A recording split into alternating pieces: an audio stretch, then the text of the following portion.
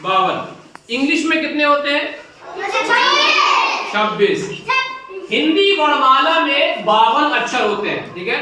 और जो हिंदी वर्णमाला है, वर्णों की माला, वर्ण माने होती है ध्वनि, आवाज। वर्ण माने होता है ध्वनि, आवाज, वर्ण, वर्णमाला, आवाज की माला। तो जो वर्णमाला है उसमें 52 मोती होते हैं, 52 अक्षर होते हैं उस माला में। हिंदी वर्णमाला में 52 अक्षर होते हैं, ठीक है। अब हिंदी वर्णमाला को हम दो भागों में बांटते हैं, एक स्वर, एक होता है व्यंजन। एक होता है स्वर, एक होता है व्यंजन। कोई बताएगा स्वर क्या होता है? चलो देखो, जो स्वर होता है इसकी अपनी खुद की आवाज होती है, इसमें कोई और आवाज मिली नहीं होती, ठीक है। यह स्वतंत्र होता है। इसकी जो ध्वनि होती है, वर्ण माने ध्वनि, हमने क्या बताया, वर्ण माने ध्वनि।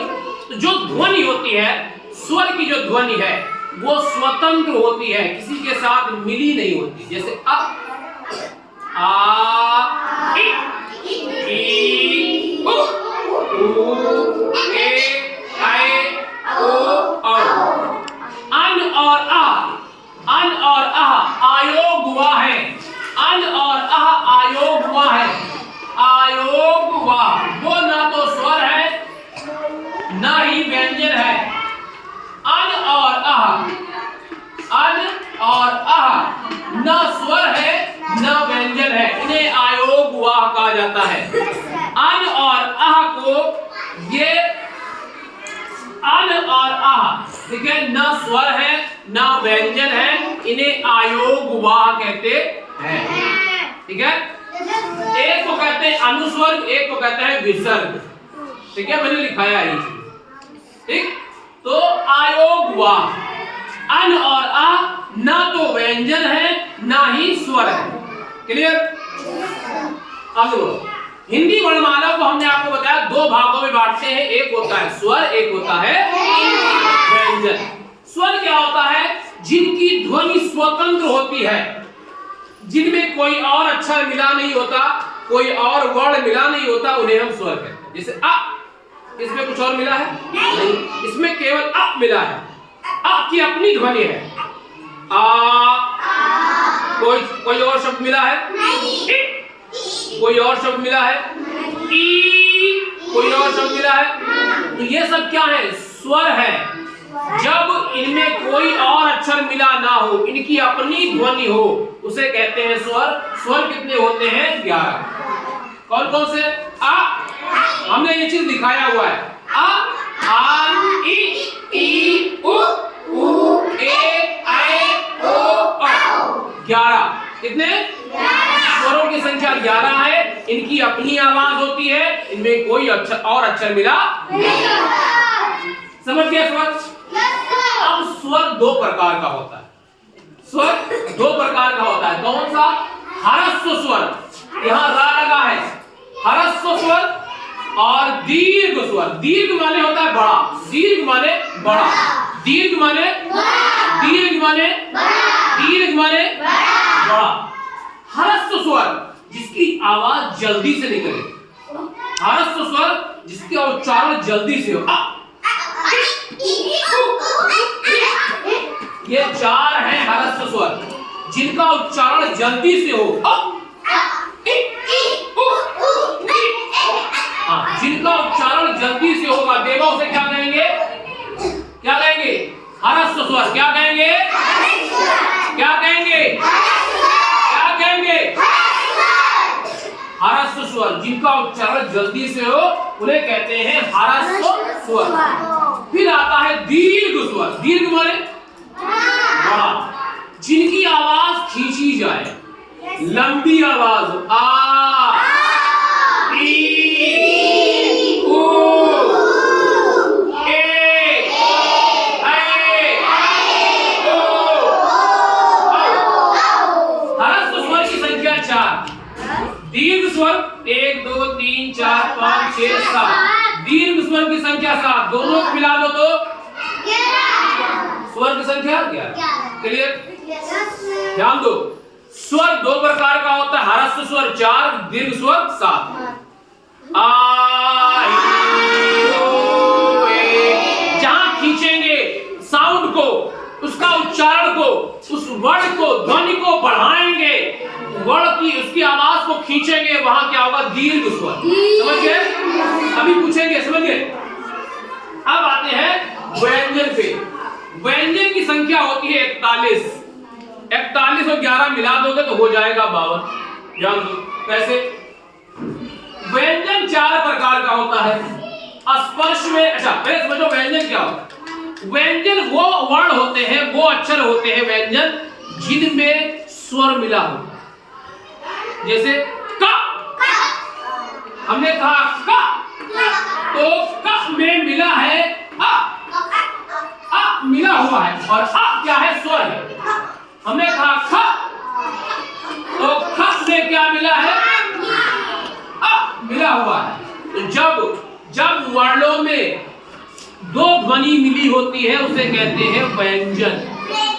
स्वर स्वतंत्र था, उसमें कोई और ध्वनि नहीं थी, कोई और आवाज नहीं थी, लेकिन जो व्यंजन होते हैं उनमें स्वर की आवाज, स्वर की ध्वनि मिली होती है, तो उन्हें इसलिए व्यंजन कहते हैं, क्योंकि उनमें एक से ज्यादा ध्वनियां होती हैं। जब एक से ज्यादा ध्वनियां होंगी तो उन्हें क्या कहेंगे?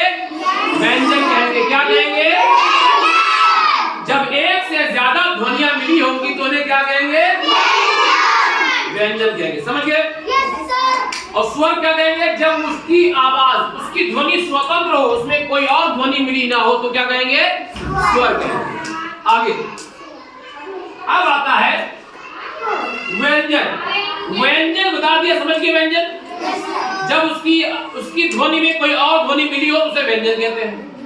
जब वर्ण की ध्वनि में और स्वर की ध्वनि मिली होती उसे व्यंजन कहते हैं। व्यंजन 4 प्रकार का होता है। स्पर्श व्यंजन, अंतस्थ व्यंजन, ऊष्म व्यंजन, आगत व्यंजन, संयुक्त व्यंजन। 4 प्रकार के होते हैं। व्यंजन कितने प्रकार के होते हैं? 4 प्रकार के। समझ गए? अब सुनो, स्पर्श व्यंजन क्या होता है?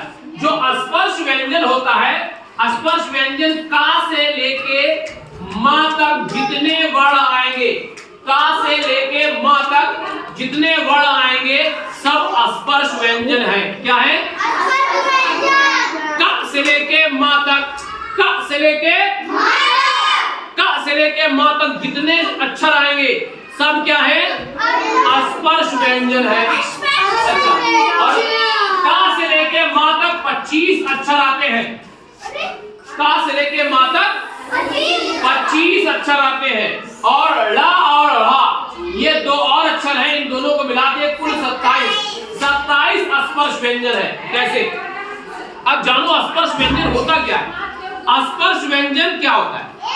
स्पर्श व्यंजन जब हम इन व्यंजनों को बोलेंगे तो मुंह के किसी न किसी स्थान को ये छू कर निकलेंगे। क, ख, ग, घ, ये जो हवा निकलेगी मुंह से, ये हमारे मुख को, हमारे तालु को, जीवा को, दांत को कहीं न कहीं ये स्पर्श करते हुए निकलेंगे। स्पर्श माने छूना, स्पर्श माने जैसे हमने इनको स्पर्श किया, स्पर्श किया, स्पर्श माने छूना।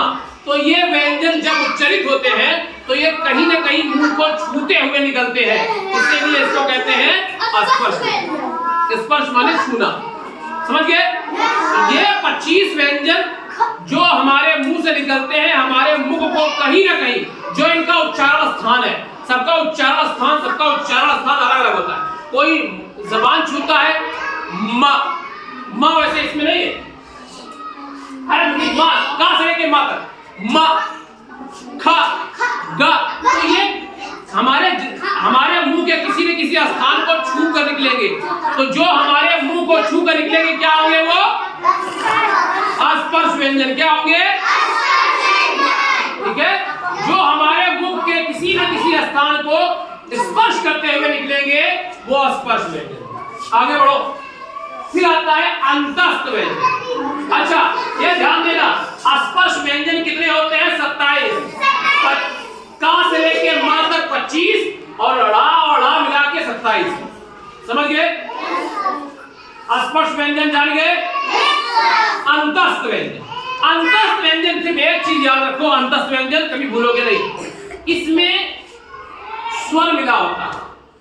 ये ना तो स्वर है ना व्यंजन है, ये स्वर और व्यंजन के बीच में होता है। या या या, आ मिला है रा, आ मिला है ला, वा, ठीक है, या रा ला वा। अच्छा, इनका जो उच्चारण होता है, जब इनका उच्चारण करोगे तो जहां इनका उच्चारण स्थान होगा वो पास पास आ जाएगा लेकिन छुएगा नहीं। या तो पास पास उच्चारण स्थान जो है मुंह पास आ गया लेकिन छूता नहीं। या रा रा ला वा वा वा, ठीक है। तो ध्यान दो ध्यान दो, ये स्वर जैसे होते हैं लेकिन स्वर नहीं है। ये अंतस्थ व्यंजन है, ये स्वर जैसे होते हैं। या ऐसा लगेगा इसमें केवल एक ही आवाज है, लेकिन ये स्वर जैसे नहीं होते, ठीक है। अंतस्थ व्यंजन 4 होते हैं, या रा ला वा। अंतस्थ व्यंजन 4 होते हैं। ऊष्म व्यंजन, ऊष्म माने होता है, ऊष्मा माने आग, गर्माहट, गर्मी। ऊष्मा माने गर्मी, ऊष्मा माने गर्मी। जब इन 4 अक्षरों को आप उच्चारण करोगे, इन्हें बोलोगे, तो मुंह में गर्मी पैदा हो जाती है। जैसे शा शा शा शा सा, देखो ताला पेशा, दंती सा, मूर्धन्य सा और हा, ये चारों क्या है, मुंह में ऊष्मा पैदा कर देते हैं जब इनका उच्चारण होता है। इसीलिए इनको कहते हैं ऊष्म व्यंजन। क्या कहते हैं? आगत, आगत, ये दूसरी भाषा से आए हैं, ये हिंदी भाषा के नहीं है। जा जा, क्योंकि हिंदी भाषा में होता है जा, हिंदी भाषा में जा होता है, लेकिन दूसरी भाषा से आ गया, नीचे बिंदी रख देते हैं तो हो जाता है जा जा, फा फा फा फा। हिंदी में होता है फा, ये फा फा जा फा जा जा जा जा जा। तो ये एक मिनट, जा और फा ये भी व्यंजन है, याद रखो। ये जा और ये जा दोनों अलग है, ये जा भी एक व्यंजन है और ये वाला जा भी एक व्यंजन है, ठीक है। जा और जा अलग अलग व्यंजन है, ये दोनों आगत व्यंजन है, दूसरी भाषा से, उर्दू से आए हैं ये जा और फा, इसीलिए इनको कहते हैं आगत व्यंजन। ये दूसरी भाषा से आए व्यंजन है, केवल 2 होते हैं, जा और फा। आखिरी वाला आप पढ़ चुके हो, संयुक्त व्यंजन।